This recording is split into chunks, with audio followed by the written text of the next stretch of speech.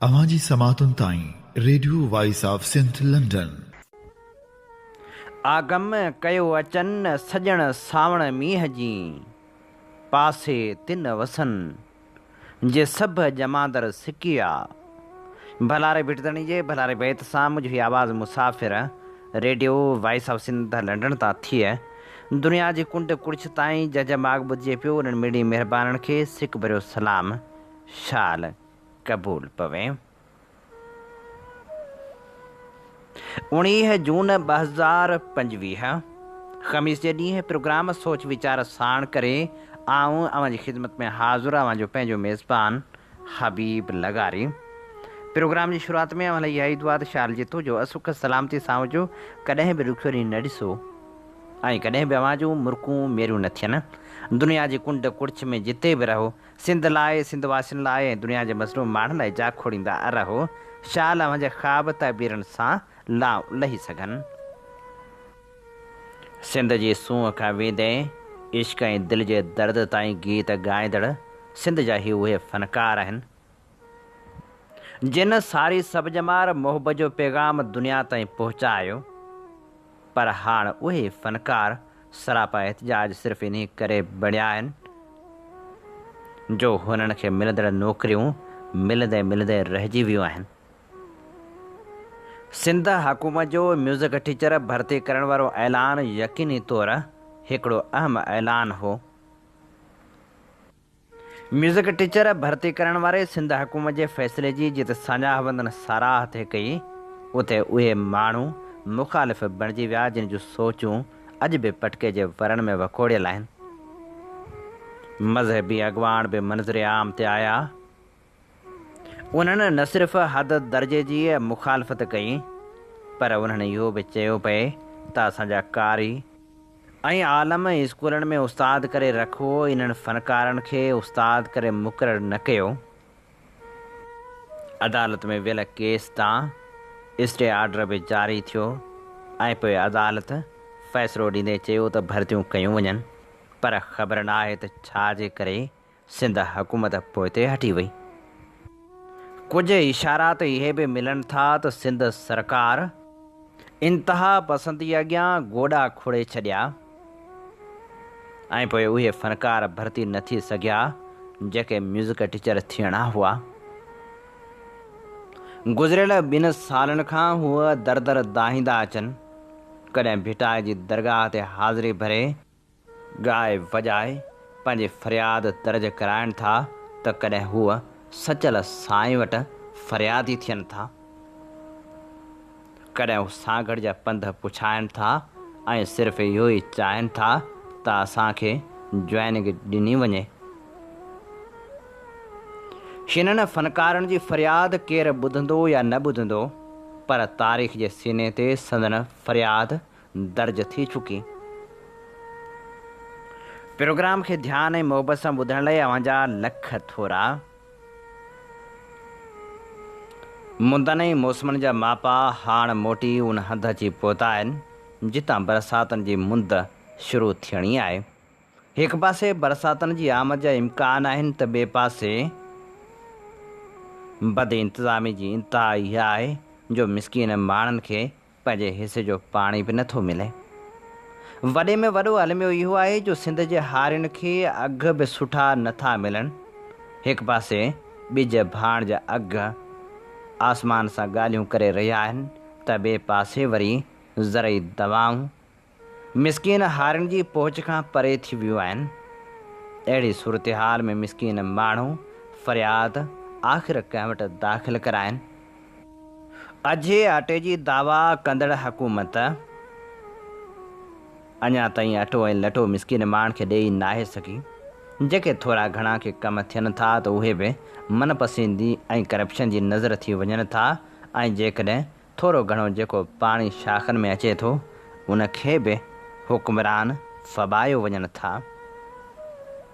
ग़रीब माण्हू जेके लाज़मी तौरु चवनि इहो ई था त तुंहिंजे दड़के दोहमान खां मां छो डिॼां आशिक़, हयाती जेतिरी आहे हयाती ओतिरी मिलंदी। तोड़ जो हूअ दड़के दोहमान खां बि नथा ॾिजनि। पर छा कजे मिसकिन हारी डिॼी डिॼी दाहे इन करे बि नथा सघनि जो संदन हिसे जो पाणी अॼु बि बासर फॿाए था वञनि। अवांजी समातुनि ताईं radio voice of Sindh London. Radio voice of Sindh London तां अवांजी ख़िदमत में प्रोग्राम पेश कयो पियो वञे सोच वीचार जे हिन सफ़र में आऊं अवां सां मुखातिबु आहियां जो पंहिंजो मेज़बान हबीब लगारी। बजट में जिते मुख़्तलिफ़ टैक्स लॻाया विया आहिनि उते वरी ऑनलाइन कारोबार ते बि टैक्स लॻायो वियो आहे। इन समूरी सूरत हाल ते नामियारो लेखक शिकस्ता मज़ारी लिखे थो, ऑनलाइन कारोबार जो तस्वर ज़हन में ईंदे ई ईंदड़ सदियुनि ताईं ओपन मार्केटूं जिते इंसान हज़ारे सालनि खां पाण वञी ख़रीदारी कंदो रहियो आहे ख़तमु या बंदि थी वञण जो ख़ाको ज़हन में जुड़ी अचे थो। एकहीं सदी जिते राब्ते ऐं मवासिलात जे तरीक़ेकार ऐं ज़िंदगी जे रोज़ानी वहिंवार खे उथलाए पुथलाए छॾियो आहे, उते घर वेठे हर शइ ऑर्डर ते घुराइण जो निज़ाम बि मुतारिफ़ करायो आहे। इंटरनेट जी दुनिया जंहिंखे टेक्नोलॉजी जी दुनिया बि चइजे थो, इंसानी रोज़मर्रा जी हर सरगर्मी में पेर पाए चुकी।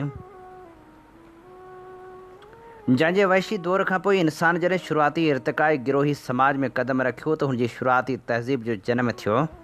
हिन तहज़ीब इंसान खे सलीक़े सां खाइण पीअण लिबास पाइण शुरू करायो। इंसान पहिरियों भेरो पंहिंजे आईंदे जे बारे में सोचणु शुरू कयो। इतां पहिरें ठिकर जे दौर जी शुरूआति थी ऐं माण्हुनि थांवनि में खाधो खाइणु शुरू कयो। आहिस्ते इन इंसान उनखे कारोबार जी सूरत बि ॾिनी।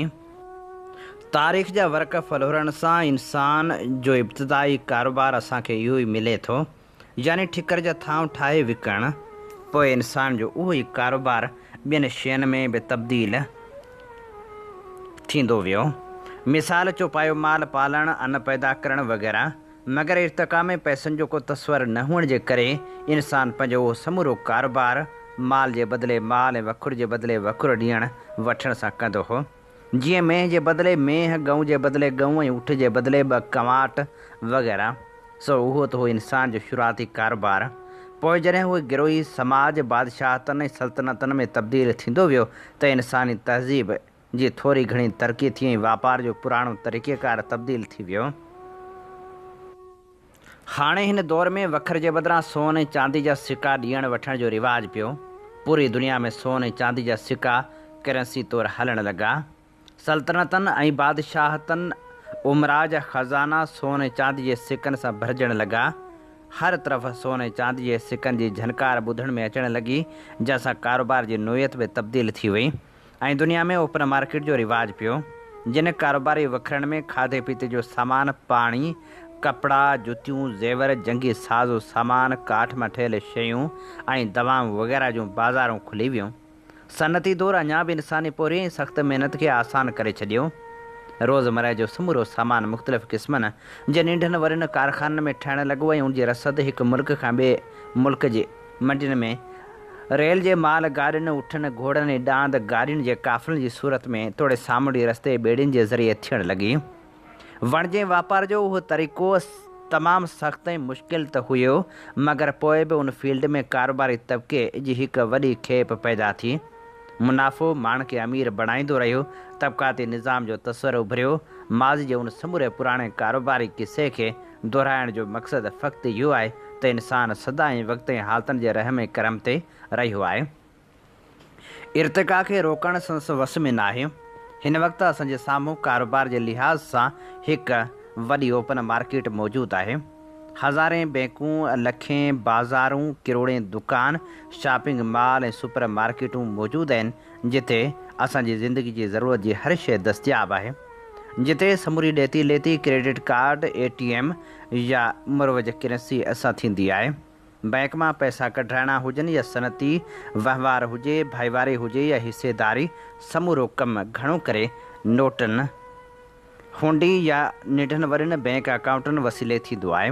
पुराणे दौर जा सोन ऐं चांदी जा सिक्का हिन दौर में ग़ैर अहम थी विया आहिनि। सोन ऐं चांदी हाणे राइजुल वक़्तु सिक्का न आहिनि रहिया, पर पाइण जे ज़ेवरनि ताईं महदूद थी विया आहिनि। उन्हनि सां हाणे कारोबार केर बि नथो करे। हा, उहे सिर्फ़ु गिरवी रखी सघजनि था। उनखां पोइ अचूं था नोटनि जी अहमियत ते। गुज़िरियल 1.5 सदियुनि खां दुनिया में कागज़ जे नोटनि जे ज़रिए कारोबार थींदो रहियो आहे।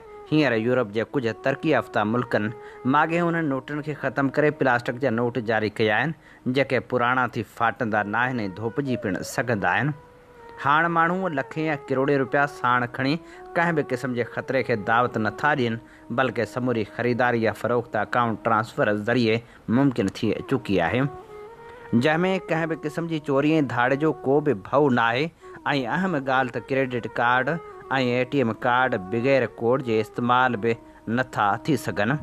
जेतिरो बि ख़तरो लाहक थी वञे त उहे बिलाक कराए इत्मीनान सां सुम्ही सघिजे थो। तेज़ बिज़नेस जी ॻाल्हि हिते दंग न थी करे अव्हां जो समूरो कारोबार हाणे मार्केट या बाज़ार जे बजाए घर वेठे बि थी सघे थो। यानी हाणे कारोबार करण लाइ अव्हांखे मसवाड़ वग़ैरह ते कंहिं दुकान या बाज़ार जी ज़रूरत न पवंदी। ऑनलाइन कारोबार लाइ सभिनी खां मौज़ून ऐं महफ़ूज़ जॻह अव्हां जो घर हूंदो। सार्फ़ यानी ख़रीदार हिकु टैक्सी घुराइण खां कपिड़े लटे जूतनि तोड़े घर जो राशन, मतिलबु त हर शइ घर वेठे ऑर्डर करे सघनि था, जंहिं लाइ कंपनियुनि जा राइडर हर वक़्तु अव्हांजी लोकेशन ते अव्हांखे मौजूदु मिलंदा ऐं मुख़्तलिफ़ तरक़ी याफ़्ता मुल्कनि में ड्रोन वसीले बि हर शइ घुराए सघिजे थी। मार्केटिंग जी उन यलगार खे हाणे केर बि रोके नथो सघे। इहो ई फितरत जो उसूल आहे त पुराणे कम ते सदाईं जदीद कम ई ग़ालिब थी वेंदो आहे ऐं हर पासे उनजी डिमांड थी वेंदी आहे। वक़्तु शयूं ऐं हालतूं सदाईं हिकु जहिड़ियूं न आहिनि रहंदियूं। वक़्तु उन्हनि खे पाण तब्दील करे उन दौर जी तक़ाज़ा उन या ज़रूरतनि मुताबिक़ हलाईंदो आहे। ऑनलाइन वापारु एतिरी तेज़ी सां तरक़ी करे रहियो आहे जो माहिरनि ईंदड़ सदी ताईं ओपन मार्केटनि जे बंदि या ख़तमु थियण जो ख़दशो ज़ाहिर कयो आहे। मक़सदु त ईंदड़ सदी ताईं शहरनि दुकाननि तोड़े मार्केटनि जो रुख़ केर बि न कंदो, उन जो ओज ख़तमु थी वेंदो। शहरनि मार्केटनि ऐं बाज़ारनि जो वजूदु मिसार जी गूगल ऐं एक्स ऐप जे नक्शनि मुताबिक़ थी वेंदो। हीअ रोज़ नई कोरियर कंपनियुनि जो खुलणु ऐं उन्हनि में वाधारो ऑनलाइन कारोबार जो ई त वधणु ऐं करिश्मो आहे। मौजूदा बजट में जिते हर शइ ते टैक्स रखियो वियो आहे, उतां हाणे ऑनलाइन कारोबार कंदड़ माण्हू बि उन टैक्स जी जार जे अंदरि कमु कंदा। यानी अॻे जेको मुफ़्त में ऑनलाइन कारोबार थींदो हो, हाणे उनजी हुकूमत वटि रजिस्ट्रेशन कराइणी पवंदी ऐं हर साल उनखे ऑनलाइन रिन्यूअल बि कराइणो पवंदो। हीअ असीं अव्हांजी ख़िदमत में पेश करे रहिया हुआसीं ख़ूबसूरत लेखक शिकस्ता मज़ारी जो लिखियल ख़ूबसूरत लेख। अवांजी समातुनि ताईं radio voice of Sindh London. हीअं ॿुधी रहिया आहियो radio voice of Sindh London. अव्हांजी ख़िदमत में प्रोग्राम पेश कयो पियो वञे सोच वीचार जे हिन सफ़र में आऊं अव्हां सां मुखातिबु आहियां पंहिंजो मेज़बान हबीब लगारी। चौमासी बरसातनि जो वक़्तु बि अची पहुतो आहे, पर उन लाइ कहिड़ी तयारी कई पई वञे, कीअं करणु खपे ऐं शहरनि खे बरसाती ॿोॾ खां कीअं बचाइजे ऐं कहिड़ी मनसूबाबंदी कजे, इन बाबति असीं अव्हांजे समातनि जी नज़र करियूं था नामियारे लेखक मोहम्मद अहसान लगारी जो लिखियल लेख। ज़रई पाणी लाइ दरियाई अणाठ मां मस वञी निकिता आहियूं। जेतोणीकि सिंधू ऐं काबल जे वहिकरनि में पोयनि कुझु ॾींहंनि खां घटिताई थी आहे, पर डेमनि में पाणी आहे ऐं वहिकरनि वधण ताईं उन घटिताई खे मुंहुं ॾेई सघिबो। हाणे कुझु मींहं ऐं ॿोॾनि जी तयारी जी सार लहिजे। अॻु कथियूं ॿुधाए रहियूं आहिनि त जून जुलाई ऐं अगस्त जे महीननि में सरासरीअ खां 47% वधीक बरसाति पवंदी। वधंदड़ गर्मीपद सां गॾु ॿोॾ जे इम्कान खे रद्द नथो करे सघिजे। सिंध खे दरियाई वॾी बरसाति सबबु ईंदड़ ॿोॾ, शहरी ॿोॾ, जबलनि ते मींहुं सबबु तेज़ी सां वही ज़रे घटि ओचितो ईंदड़ ॿोॾ ऐं सामूंडी तूफ़ान सबबु ईंदड़ ॿोॾ समेत 5 क़िस्मनि जे ॿोॾनि जी तयारी जी ज़रूरत आहे। उन्हनि सभिनी क़िस्मनि जे ॿोॾनि खे मुंहुं ॾियण लाइ वाज़िह राब्ते, सहकार ऐं ज़िमेवारियुनि जी वज़ाहत लाज़मी आहे। अॼु थोरो ॿोॾनि बाबति ॻाल्हि ॿोल कयूं था। असांखे यादि रखणु घुरिजे त 2022 वारी ॿोॾ नई दरियाई हुई, नई सामूंडी तूफ़ान वारी। उहा बरसाती ऐं तकड़ी वही ईंदड़ फ्लैश ॿोॾ हुई। शहरी इलाइक़नि में 2022 जी तबाह कंदड़ ॿोॾ सॼी सिंध लाइ हिकु ॾुखो ईंदड़ वक़्तु हो। हिन वक़्तु न रुॻो असांखे तयारी करणी आहे, पर पंहिंजे हलंदड़ ऐं माज़ी जे कोशिशनि खे ॾिसणो आहे त हाणे 2022 जे मुक़ाबले में बहितर मुंहुं ॾियण जहिड़ा आहियूं या न। पाकिस्तान दुनिया जे मौसमी फेरघेर क्लाइमेट चेंज खां सभ खां वधीक मुतासिर थींदड़ मुल्कनि में शुमारु थिए थो ऐं सिंध वरी पाकिस्तान में उनजे नुक़सानकार असरनि खां सभ खां वधीक गैर महफ़ूज़ आहे।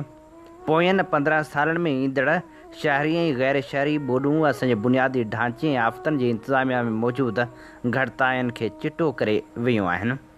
यानी असां पंहिंजनि अॾावती गैर अॾावती इदारती तर्ज़ हुकुमरानी वारनि मसइलनि खे भली भित ॼाणूं था। 2022 जे ताज़े तजुर्बे मां सबक़ु इहो हो त बोर्ड खे मरबूत इंतिज़ामकारी ऐं बहितर तर्ज़ हुकुमरानी सां मुंहुं ॾिनो वञे। उन लाइ हिकु वाज़ह रस्ते जो नक्शो हुजणु घुरिजे त छा करणु घुरिजे ऐं वधीक अहम इहो त छा न करणु घुरिजे। सिंध में शहरी बोर्ड जो पखड़ियल मसइलो असांजे गैर मुनासिब निकाल वारे निज़ाम ऐं असांजे शहरनि जी वॾी बरसाति खे मुंहुं ॾियण जी घटि सलाह जो सबूत आहे। असांखे नज़र ईंदो रहियो आहे त कीअं नवां ठहियल रोड पहिरीं वॾी बरसाति में टुटी पवंदा आहिनि।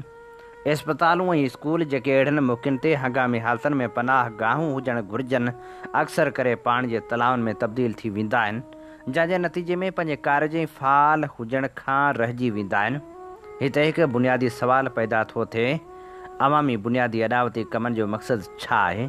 उनजी घटि में घटि लाभ या ख़िदमत ॾियण वारी उमिरि केतिरी हुजणु घुरिजे? मींहं जी कहिड़ी शिदत ते उनखे टुटणु या न टुटणु घुरिजे? जेकॾहिं उहो उन वक़्तु ई टुटी पवे जॾहिं उनजी सभ खां वधीक ज़रूरत हुजे। मिसाल तौरु हिकु स्कूल जी इमारत रुॻो हिकु जिस्मानी ढांचो न हुजणु घुरिजे, उनखे असांजे ॿारनि लाइ हिकु महफ़ूज़ फ़ाल ऐं मौसमियाती तौर ते लचकदार माहौल फ़राहम करणु घुरिजे त जीअं उहे सिखी सघनि ऐं तरक़ी करे सघनि। जॾहिं उहो ईअं करण में नाकाम थिए थो त उहो असांजी रिथाबंदी ऐं अमल दरामद में हिकु गहरी विथी खे ज़ाहिर करे थो। 2022 जी बोर्ड खां पोइ तइमीराती कोशिशनि में कुझु अहम अॾावती कम कया विया आहिनि। खाॿे किनारे वारी निकाल यानी LBOD वारे निज़ाम लाइ खयल क़दम, जहिड़ोकि पुराण जे वहिकरनि खे साइफ़न ज़रिए ॻंढणु, LBOD खे मज़बूत करणु ऐं शकूर ढंढ ॾांहुं इज़ाफ़ी पाणी मोड़ लाइ रेगुलेटर ठाहिणु यकीनन साराह जोॻा आहिनि।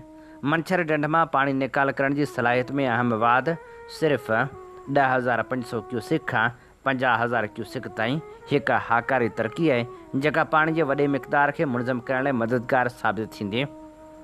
उहे कोशिशूं ज़रूरी ऐं अहम आहिनि, पर कुझु चैलेंजनि जे करे रुकावट जो शिकार आहिनि। मिसाल तौरु लंघ खे वेकिरो करण लाइ ज़मीन हासिल करण जा मसइला, नए कोट वटां हाकड़े ढोरे खे वेकिरो करणु जहिड़नि अहम कमनि में रुकावट बणियल आहिनि। शहरी आबादियुनि ऐं ज़रई ज़मीननि जो तारीख़ी दरियाई पैटर्न ऐं कुदरती पाणी जे रस्तनि ते ख़तरनाक कब्ज़ो मसइले खे वधाए थो, जेको मौसर तौर ते बोर्ड जे पाणी खे खणी वेंदड़ अहम रस्तनि खे रोके थो।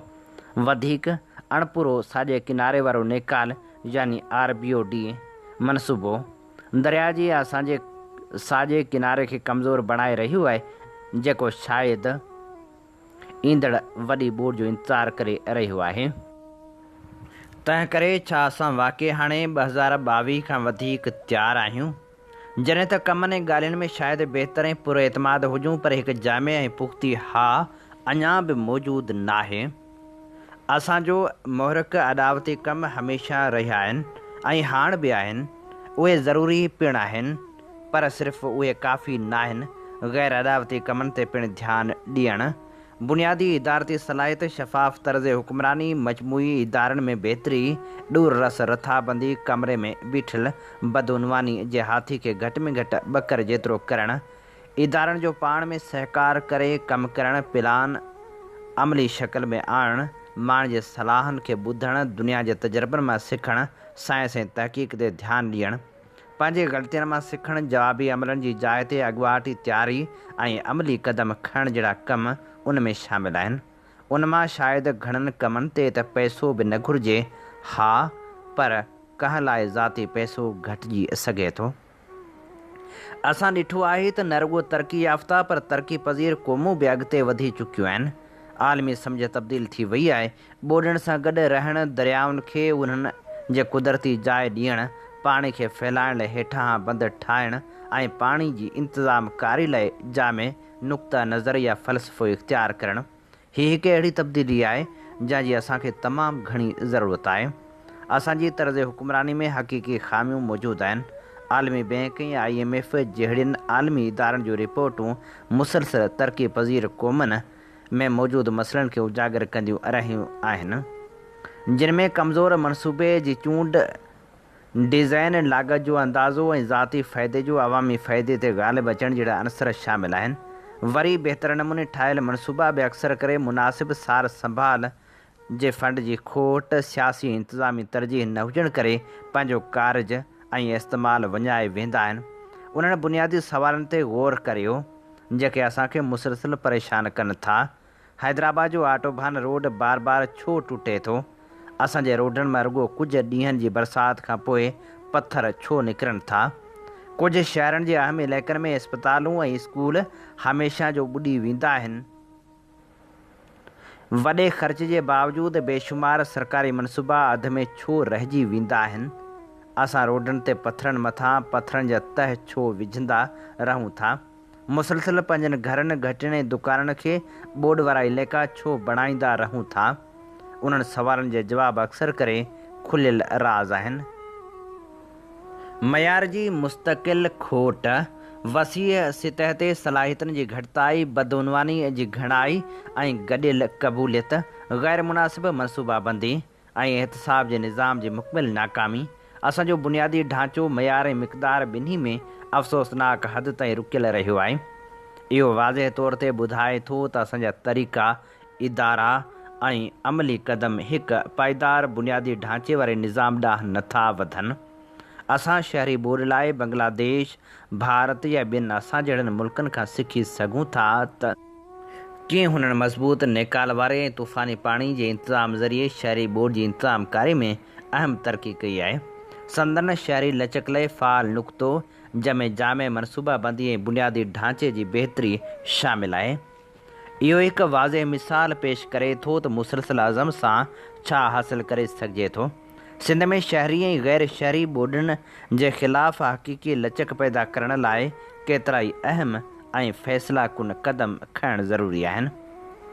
नंबर 1, मयार ऐं पाइदारी खे तरजीह ॾियो। बुनियादी ढांचे जा सभई नवां मनसूबा, भले उहे रोड हुजनि, नेकाल जो निज़ाम हुजे, स्कूल हुजे या इस्पताल हुजे, आला मयारनि ते ठाहिणु घुरिजनि, जंहिंमें डिघे अरसे वारी पाइदारी ऐं मौसमी फेर घेर जे ख़िलाफ़ लचक ते ख़ासि ध्यानु ॾिनो वञे। उनजो मतिलबु आहे त मुख़्तसर अरसे जे हल लाइ अॻिते वधी मज़बूत तइमीर खे तरजीह ॾियणु।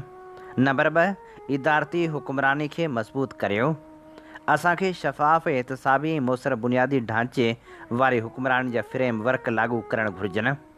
इहो तरक़ी जे मनसूबे जी पूरी ज़िंदगी जे चकर या लाइफ साइकिल सां शामिलु करणु घुरिजे, जीअं इब्तिदाई रिथाबंदी ऐं डिज़ाइन खां वठी तफ़सीली अमली कमनि ऐं सभ खां वधीक मुसलसल सार संभाल ताईं मौजूदु निज़ाम, जिते मनसूबा अक्सर करे अवामी ज़रूरतनि जे बदिरां ख़ासि मुफ़ादनि खे फ़ाइदो ॾियण लाइ ठाहिया वेंदा आहिनि, उनखे ख़तमु करणु घुरिजे। नंबर 3, बदउनवानी खे घटाइणु। वक़्तु अची वियो आहे त खूह खे पाक करण लाइ चालीह पाणी जा ॿोका कढण जी जाइ ते मुअल कुते खे ॿाहिरि कढिजे।